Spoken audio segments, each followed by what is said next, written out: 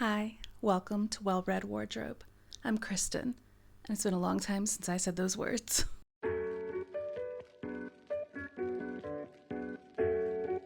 Reselling in Sydney, Australia is far different than reselling in Seattle, Washington, USA, and a lot has changed in my life. I'm not a full-time reseller anymore, guys. Let's go to the markets and catch up. Today we're hanging out with Caitlin. If you're a new follower, you already know her as Almost Australian. Start, then off to the op shops and the markets. It was a gorgeous day in Sydney. It feels like spring has already arrived. The last time we tried to do this, it rained the entire time we were out. Don't feel too bad for us though. We sought refuge in a few different restaurants and found these giant margaritas that were like bigger than our heads, and it was still a good time. It was also kind of funny that every place we went to had an American icon up on the wall. So we had a great time, even if we didn't do that much thrifting or op shopping on that particular day. But this time, we were in luck. This is our day.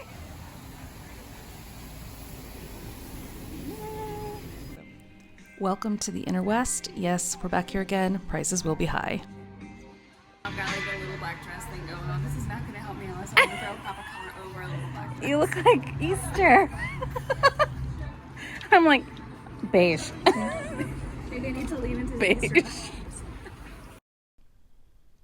There's a lot more browsing than buying, but there is a haul at the end. Some things for resale and others for myself.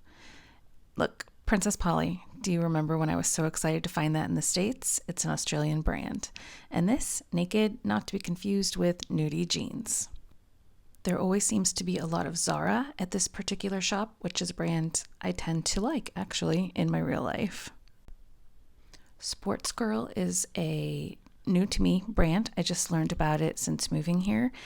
There's a shop in the mall. I've gone there, I've shopped there, and it looks like they've had a lot of clearance markdowns brought into the shop, but the prices were still a bit too high, to be honest, so leaving that behind.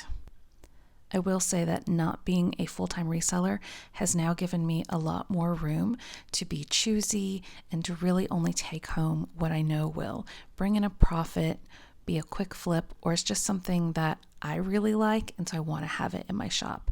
The freedom that comes with it not being my only financial source of income is huge. It's way better on my mental health. I feel a lot more joy in my life now, and bringing thrifting or op shopping back into my life as a side hustle, a hobby, and just something that I enjoy spending my time doing is a lot easier on me than having to depend on this to be how I support myself. Look, more Zara. Wasn't kidding. It is everywhere here. This brand actually can do really well on a reseller's market.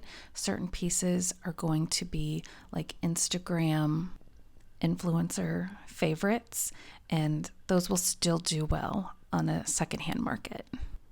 Flipping through the racks, hearing the hangers, I don't know, there's something about it. I've missed this in my everyday life.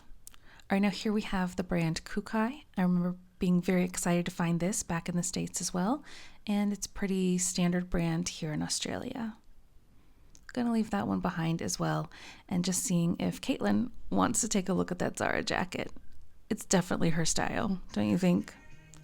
Now this one, Florencia Fills, I did look up just to make sure it wasn't something designer because I found it in a few places here in the shop. It's not. I couldn't find much information about it at all, but there is a luxury brand just called Florencia. Not the same. And here we have a Coach bag that I know I looked at for myself like 3 months ago. This shop is a bit expensive and they are not afraid to hold on to things for a long time to get the price that they want. In fact, they were kind of making prices up on the spot for us, giving us deals on some things, and others, I didn't think it was such a deal. It just felt like a tactic, much like the markets, to get you to purchase, saying, I'll give it to you for $30, but I'm going to mark it $60, if you leave it behind. And just isn't how I wanted to shop today. These two pieces are in the luxury section. The brand is Sir. It is a high-end brand, and these were nice pieces. One was new with tags, the other was silk, but too pricey for me to invest in right now. And this one, Mage, another brand I'm familiar with and like to pick up. Again, because it's on the luxury rack, it's just not something I'm wanting to flip right now, but it's definitely in that Chanel style that we're seeing everywhere, including Kmart this season. This I thought would be a good work piece for me. Didn't work out, but hey, how's it going? Now, on to the markets. This is Glebe Markets for anyone asking in the past videos I've put out. It's in the Inner West, and it happens every Saturday, rain or shine. On rainy days, not as many vendors are going to make the way out and set up their stalls, but on a beautiful sunny day like this, it was packed. So much to choose from. There are all kinds of stalls here. Some are more like garage sales, others are high-end vintage and designer, like this and this. And these were just nice to look at, but I was not interested in bringing them home. They weren't something for me. This Balenciaga purse caught my eye just based on style. I didn't know what it was. It just looked super cool. And as soon as I touched it, I knew it was something good. And of course, this whole tent is just designer, high end, and the price tags do reflect that. Too much for me. Again, over here, they don't have very much on their racks, but what they do have is designer names at discounted designer prices, but by no means is this an op shop. Also, great food here. If you come out for the day, make sure to grab something, have a break, and just enjoy the live music and the shopping. Here's a brand we know, Spell. I know it's an older piece because it still has the old labels, Spell and the Gypsy. Some of these pieces can do quite well on eBay, but I didn't look these up while I was there. They didn't have the look of something that I thought was going to be worth purchasing at $100. If it was a maxi dress, I would have looked it up. Anything less than that, I'm just using my instincts and having fun. Now, I did buy something from this vendor, and you'll see that when I come home and do the haul. Just not the Spell.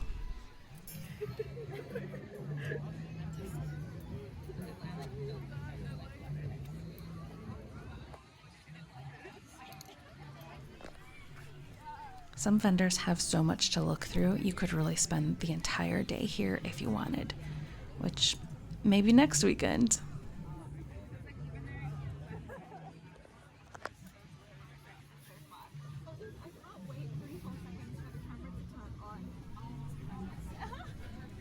Now over here, purses.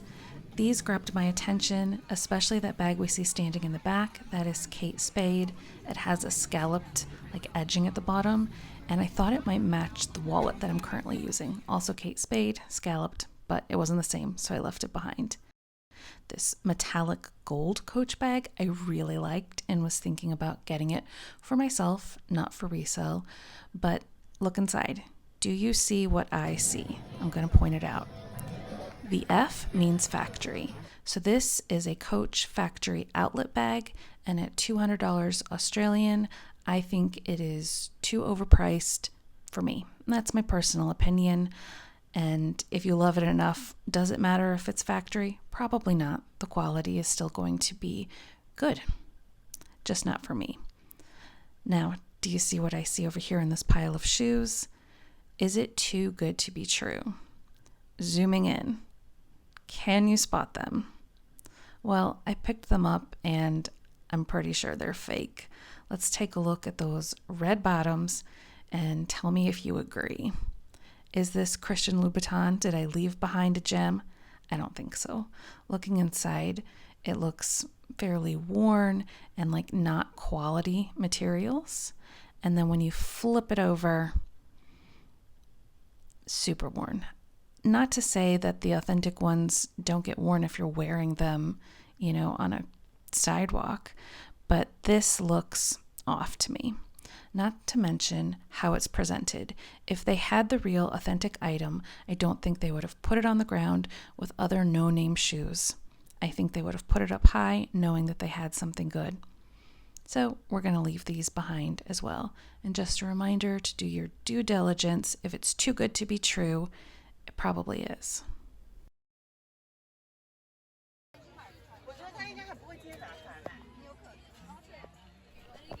Not caught on camera are the things I actually did purchase. I found one booth that was operating like a garage sale.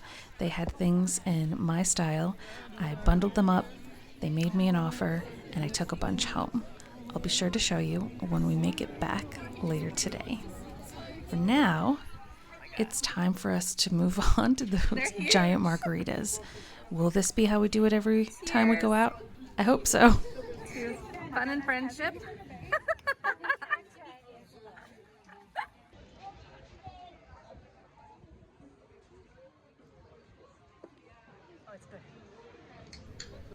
I also feel like this is not enough food compared to the giant size of the drink, but it is what it is, and it was pretty good. Now we're on to Vinnies to see what we can find. Oh, cute.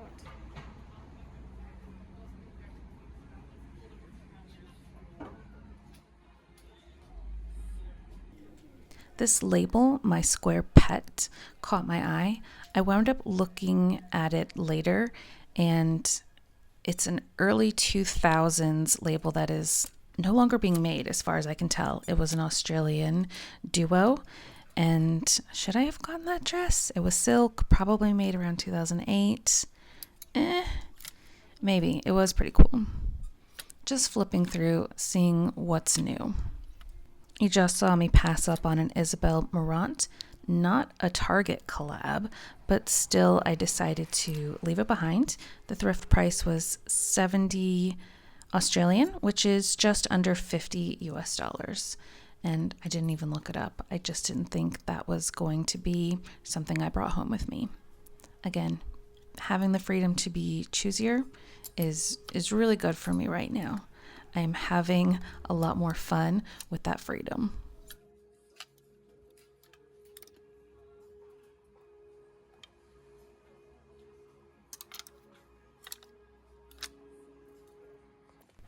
This next top I'm still iffy about. Priced at 35 Australian. Dries Van Noten. I don't know, guys. Did I make a mistake leaving it behind? Could I have flipped this for more? It looks like US prices. Those t-shirts sell retail for around $310, but selling them, I'm only seeing things go for around 65 to 85 Australian. So I don't know. I might have been able to make a small flip of it, possibly more, but I left it right there on that rack. This is the front section of the store, by the way. You'll be able to tell by the wooden hangers, and that is the luxury section. So all the prices at the front are a bit higher than the things that you'd find in the back of the store, and you might be able to find some of those same brands. You just have to dig. I like the color coordination here. I like that everything supposedly is a good brand, but if you saw a few pieces back, items can still be damaged and overpriced. So again, just really sorting through. Now these I would have been ecstatic to find like a year or two ago. These Spanx faux leather pants, these tights.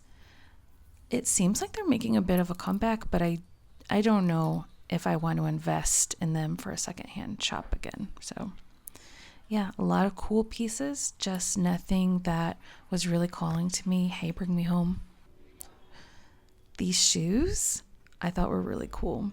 I did take the time to look them up and couldn't find anything on the brand. I think it is just like a fast fashion piece, but they were so unique.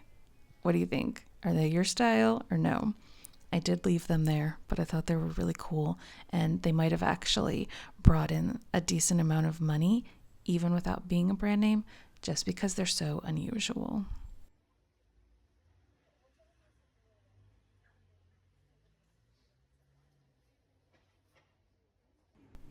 These ones caught my eye just because they look like fire. They were an Italian, made in Italy brand, and again, left them there as well. Just being really super choosy. And here's an idea of what you find, really. So these are by Witchery, and I liked them. The price didn't give me enough wiggle room. I did look them up on eBay. If they were my size, I would have purchased them for me. I thought they were really super cute. Label, just to don't be confused. Satch, not hatch. Hatch, we like. Satch, not so much. And that was our shopping day. We went through the university, where it looks like we've just been transported to, I don't know, Hogwarts maybe, and off to the train station. So stay with me and I'll show you what I did buy this time around. All in all, it was a really fun day. I was glad to hang out with Caitlin. It was sunny. We went op shopping, to the markets, coffee, giant margaritas, of course. And I'm really grateful that reselling is not how I support myself, because I don't think I could do that here. I am glad that it's returning back into my life as a hobby, as a side hustle, and now the goal is to see how much of my plane ticket it can cover back to the States. So starting with Vinnies purchases, first thing I got was this pair of 1 teaspoon, really micro denim cutoff black jean shorts. It is about to be spring, rolling right into summer here in Australia, so this is season appropriate. Don't forget, if you're in America, you're in the opposite season for me. Sticking with black denim, how cute are these overalls?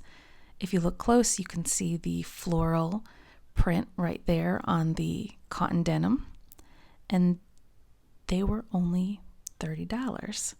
I'm about to show you the brand. It's called Offends. Now, I had never heard of this brand. I picked them up purely on style. I really liked that they were denim, jumpsuit, and that floral print. And it looks like they retailed for quite a bit. They're no longer available. The style is just cool, I think. And they're going straight to eBay, same as those 1 teaspoon. And that's it for that store. 2 things. Now the markets. Much better. Look at that tiny pile. Most of it is for me. First, the book She, which is a Kate Spade designer book. I love these coffee table books. And this one has this really cool, like, pink clear overlay on some of the pages. It's like thick plastic. I don't know, it's just an added detail that I really like. So we'll definitely spend some time in later videos going through my new fashion coffee table books, because I love them, and why not? That book was priced at $15 at a book shop. Now, the woman that had the spell dresses, this is where I got these shoes. They're by James Smith, and I thought they were so cool, fun, funky, different. And I thought about keeping them for myself. They fit, but it cuts off my foot tattoo, so look for them on eBay as well. Next, digging into the bag, another book. This one is smaller and Prada. Another fun thing to have on the coffee table. I love flipping through them, and it makes a great design piece. Also from that same booth, just a small wooden bowl, also for me. I am starting over in a new country. It's been just a year, so there are a lot of home purchases still happening. Now, this skirt, I grabbed off the rack from that same booth because I loved the fabric. It looks like burlap. It's covered in blue flowers. I didn't even look at the designer until I got home. It's called Shot, I think I'm pronouncing that right, NYC. And when I looked that up later, it turns out it's an expensive brand sold on Revolve, and that is for resale. This next piece, a naked lady vase, because why have 1 naked lady statue when you could have 2? Plus, it included free flowers. Who could say no to that cute butt? And where did we start off the day? at the Red Cross. Here's what came home with me. Instead of the dress you saw me take it to the changing room, I brought home a faux suede skirt by the brand Brave and True, which turns out to be kind of expensive. And that's for me. Now, empty suitcases. This is one that I bought last time I traveled to the States, which was in June, and I will be sharing that with you another time. How I bought things there, including the case, brought them home, and will be selling them in hopes to better fund this next trip. And you guys, I haven't filmed a video in so long, I completely forgot to do an outro. So this is me saying goodbye. Thank you for being here. Subscribe if you haven't already, and I look forward to seeing you next time. See ya.